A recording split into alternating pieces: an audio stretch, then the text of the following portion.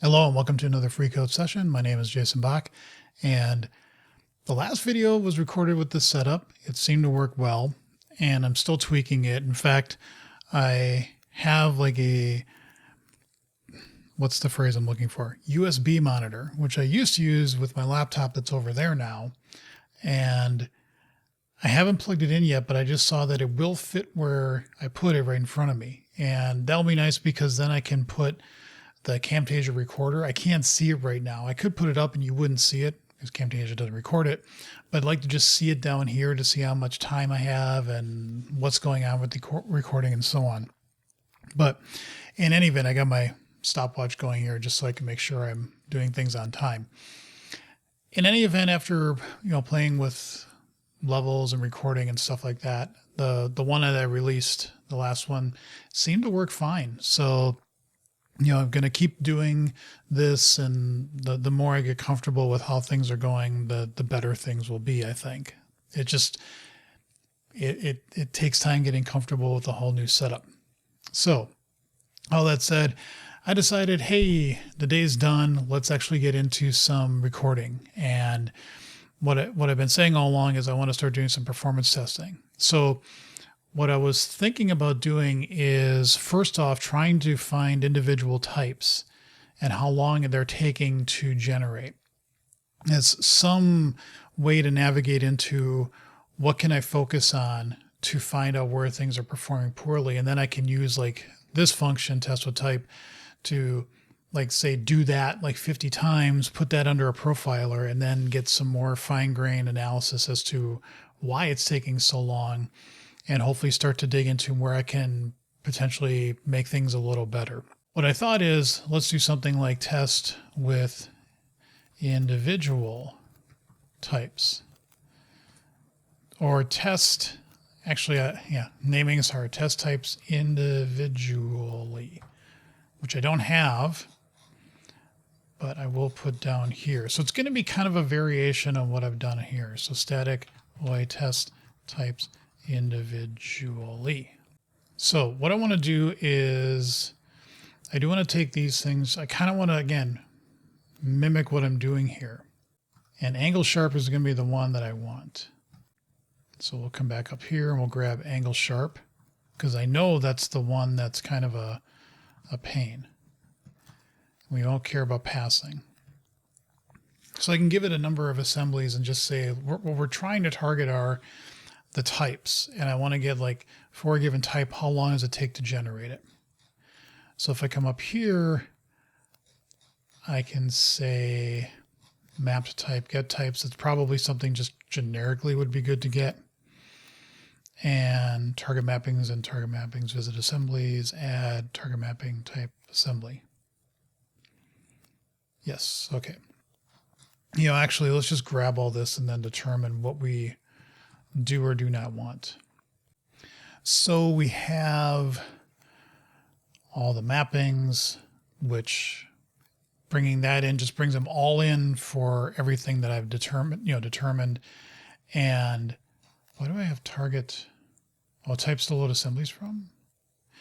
Yes. Don't really know if I even need this anymore. I think that was something that was kind of needed just to make sure I'm loading everything I do need, but whatever, I'll just bring that in. So now I want to get targets.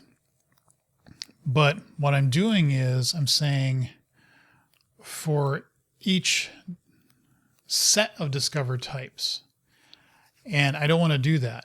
So what I get here is a type of discovered types, and then I just say pass that all in here. So what I want to say is for each of our discovered types and discovered types, thank you, Intello, whatever you are.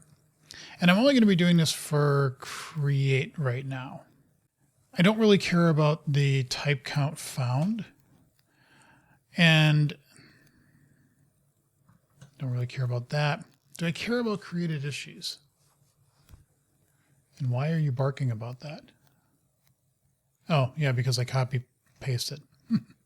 For each one, I want to have I don't want to say discover types here. I want to say that. Again, I've said this many times. Collection expressions are the unsung hero of C# 12. Because I can say, no, I want that to be an array, and I just have to do that, and it works. It's beautiful. It's beautiful. All right, so we want to have a stopwatch here. So we say stopwatch start new. And then after we're done, we want to say stopwatch stop. Now, I'm not necessarily worried about the issues. In fact, I don't really care about the issues.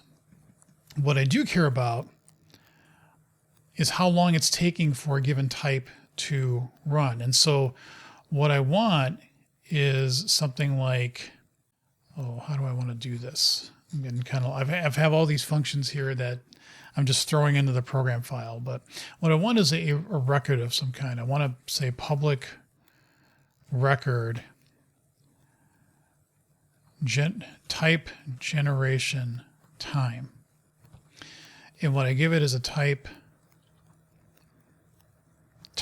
and then also a time span total or generation time. There. Now that has to move because you can't have it here. So let's put that over here. Come back up here. And I am in type generation time. Yes. So what I want is var timed generations, type generations is equal to a new list of, what did I just call that? What did I just call what I put there? Typed generation, type generation. There we go. And actually, let's name this similar, except like that. So then here, what we're going to do is put in a add new, and the type here will be the discover type, and the stopwatch will be elapsed. Perfect. Now, what I want to print out here is once I'm done with everything, and of course I'm doing this in a way so I could say, hey, put in another one here, and it will just work, so I can do more than one. And in fact, from what I remembered when I was thinking about this, I want to put in this one first. It doesn't really matter because I think they target the same thing. But I want to put this in first because I want to make sure that things are kind of warmed up. This isn't a perfect kind of profiling test thing, but enough to get by. Now I want to say this, except for each var in type generation time, order by descending, except what I want you to order by is the generation time. And we'll put that up here. We don't care about issues. I don't even know why it still said issues because we don't have them. And what we want to have is actually just one line here. We don't need all this. We want to say, what's more important? Time. Yeah, I think we want to see the time first. So we'll put in type generation, type generation time. I think we can just do that and just see what that's like. And then we will have type, and we will put in, no, we do need generation. We do need to be specific there. And then here we'll say type generation time, type full name. Perfect. And we are not using this. That is correct. And I'm going to take out angle sharp to start just because I don't know if I'm actually going to, I know I'm going to need it, but I want to make sure that this works first. And because angle sharp seems to be taking some time, I want to just run this first. So let's run this and see what we get. What we get are a bunch of errors. And I got this before where it's like it tells me there's all these errors in the integration tests, but they're not. They're actually, in fact, my face might be hiding them. So let's bring this over. And I'm like, they're not. I mean, if I ran them, they all run fine. What's really the problem is declare types and namespaces, which I don't have. So let's put this into our own file. There. And why did you take away that pragma? That's not expected. I wanted you to keep that in. Or do you think that that's, oh, it's an unnecessary suppression. Okay. So you think that now, really, even though that is not. Okay, I guess I don't need the restore there, so whatever. Okay, so let's run this now. Let's see if that works. Still errors. Declare types and names. Oh, would you please? Why did you bring all this over? That makes no sense. Namespace, rocks, code generation tests. Now, did that break something here because you don't have it? Let's see. Nope, off to the races. Hold on. I know it just got to generating, but I realized what I could do is have a console write line here to give me some space, but then no, not here, not here. Although I guess that would be nice too. But here, because what I want to do now is I'm getting target types for this. Yes, okay. Sorry, it took me a second to realize what I was doing. The visited assembly list is to make sure that if we've already visited it, we don't do it again. But here, what I want to do is say generating for type, and then here we will say discovered type full name. Okay, so that way I know that it's actually doing something. So, okay, run this now. So I got done with everything, and it was pretty like moving along at a nice clip. The one that took the longest amount of time is both system type and system. So actually, let's just grab a couple. I mean, they're just targets to look at later. Okay, why do I have a total time of whatever ran? Okay, fine. Now, let's do the one that we think is problematic, and let's see how long that takes. So it's funny when I was running this, because all these types here, these iHTML element things, they were all, you can see it takes a second, 1.7 seconds to generate a mock for it. That's like ridiculous. I'm like, whoa. Now, the other thing too that I realized, and it's a minor thing, I'm just going to grab the top ones there because I bet they all have the same characteristic. But one thing I said, well, I don't want the issues, but I kind of do, which is I want to say print issues. And print issues says, no, I think that's right. In that this get targets, I believe I wrote this. We just get what we think are probably some ones that we can use. And we say get mockable types. That's right. Because we run this, we get validation code, and then we say, wow, that code looks awful. What the heck? What is that? And then we determine if we can actually create it or not. So I don't have to worry about that. Those are only types that I know are mockable. And this is purely around, when I go to the generate here, obviously there's some stuff that's going on. We've got to parse it. We have to do some loading, but I am almost guaranteed that most of it is probably around this, the actual creation of that. I mean, it could be some of this too.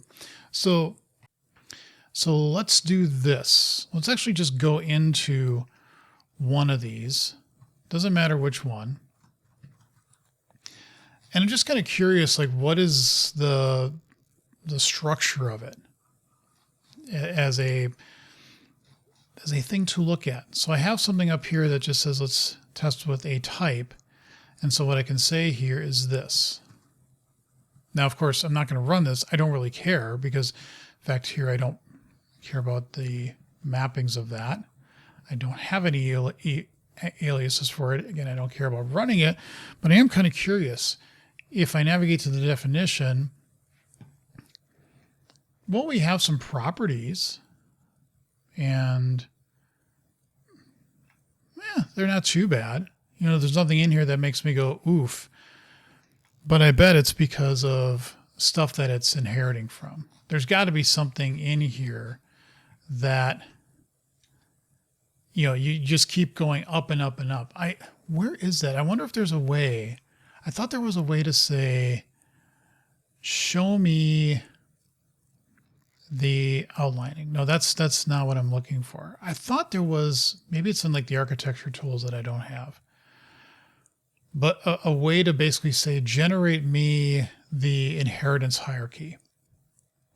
Is there a way to do that? I thought there was, but then again, maybe I don't have the right tool to do that.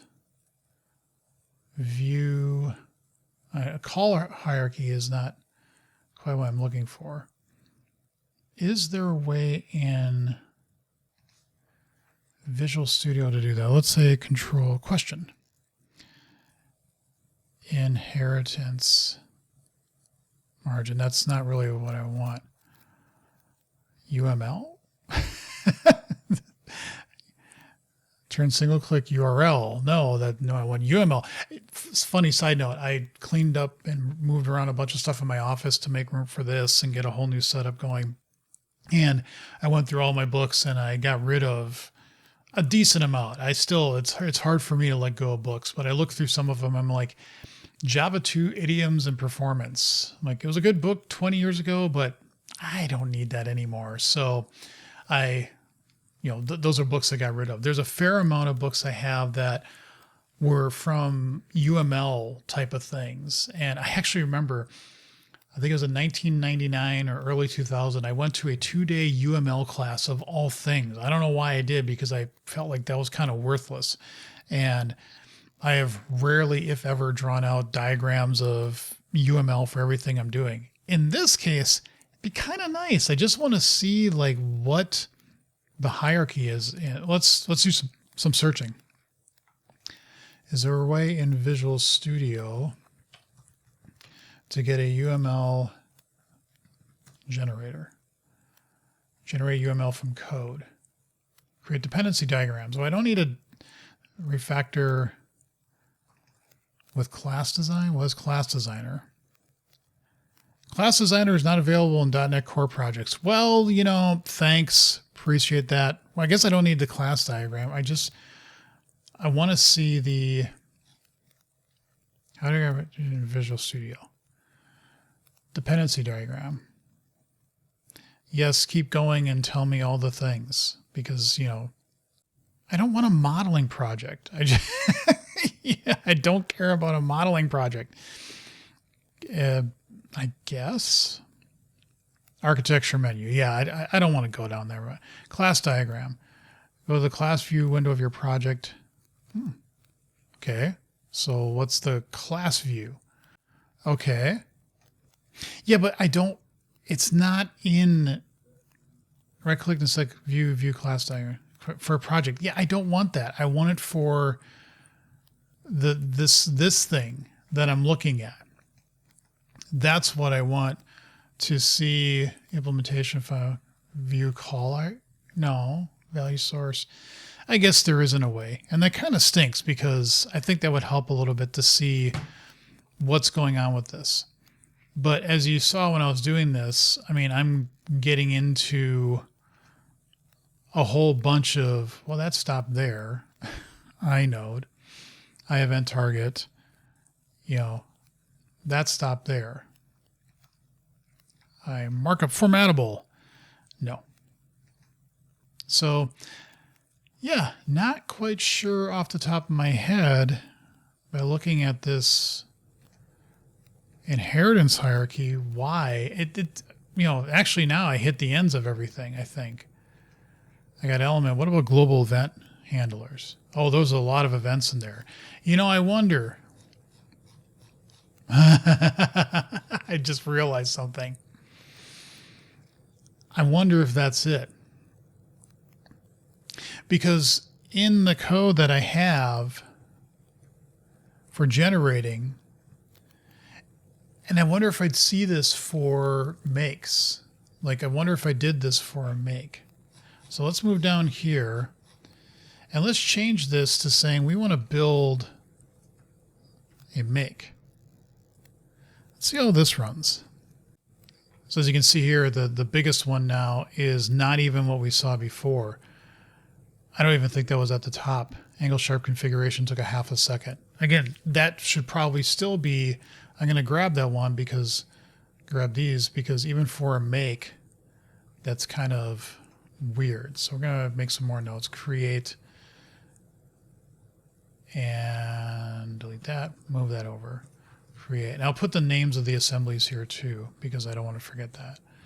And then a make. Okay. But here's the thing I was thinking of is when I saw that, I went, oh, that's right, because in the generator, there's all these event extensions. It's a simple piece of code. But what I am doing is for essentially everything in that mock, for everything that can be mocked, every member, I'm creating one of these extension methods, raise whatever the name of the thing is, for a given type. And